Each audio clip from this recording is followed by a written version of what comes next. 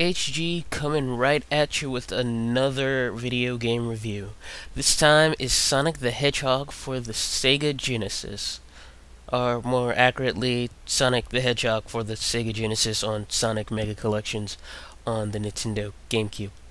But hey, whatever. It's Sonic at his best. 2D, the thing that started it all, before he got ruined by that icky 3D.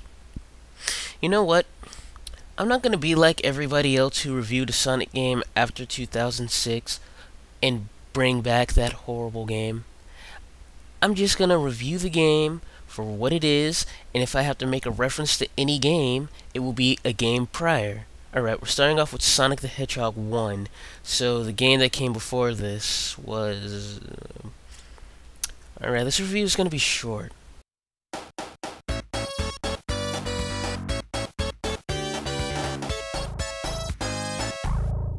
Sega needed a new mascot and Alex Kidd wasn't cutting it.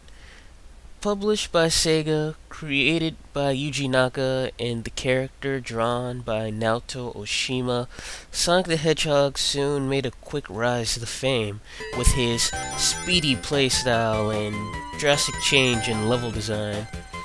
Now, the first Sonic the Hedgehog may seem like it's not as fast as the other ones. Why is that? Because more thought was put into the platforming element. And how I say, it was a beginning game. It started off the series. It's very different from what you'd find later. Here, as an example, let's use Green Hill Zone.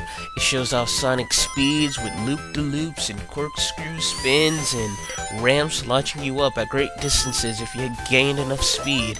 But when you go straight to Marble Zone, you realize that your speed's cut down significantly, forcing you to make many more jumps. And I find that even though it's a drastic change, it's still fun because if you're good at the game, you can still pick up quite a bit of speed even in the more trickier sections. And I feel that in this game, like many people say, speed is a reward, especially in a stage like Marble Zone. Now, gameplay isn't the only thing that Sonic had over its other competitors. It was also his attitude. I mean, come on, Sonic had a very cool standing animation. He just looked like he was ready to go and get moving. He'd tell you to move on, tap his foot and look at you. He gave lots of expression out, and that's probably one of the reasons why I like Sonic as a character, because even being quiet, he can still look really cool. It's just that look in his eye, like, I'm going to totally rape this stage that I'm in right now and run all over it.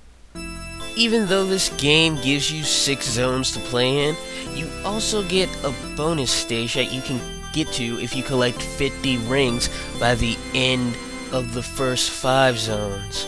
And the special stages are really trippy. I mean, what's up with the birds and the fish?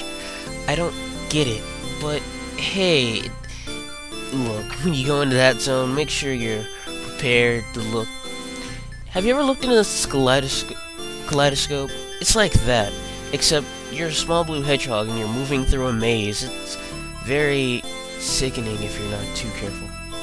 Finally, the boss fights. They're easy. You might have trouble with them your first time through. Labyrinth Zone, Labyrinth Zone, Labyrinth Zone. Oh, I'm sorry, I zoned out. I was having flashbacks. But seriously, the first time through, you'll probably die, but after a while, you'll get a hang of them. And, you know, the final boss, he's a threat, but only because he has instant death waiting for him. Now, the number one thing that I personally love about this game is how it's so easy to pick up and play. Like many 16-bit platformers back in the day, you could just pick up, play it for an hour, beat it, and felt like you did something and you haven't wasted your time. Even getting all the Chaos Emeralds, while challenging, can be pretty easy once you've been around it a couple of times. And Sonic in general, I just like that sense of speed that the game can give me and that I can get through it. So, for a score, I give Sonic the Hedgehog for the Genesis a 4 out of 5. It is a classic game. Even if you're fans of Mario and you're like, screw Sonic, Mario's way better, you at least have to play some of his earlier games. Because if you like earlier Mario games, you will also like earlier Sonic games. I won't know if you'll like them more, or if you'll like them less, but you will like them. So, don't let your fanboyism get in the way of that. And, yeah, I will be reviewing more Sonic games. Fun. Until then, mata.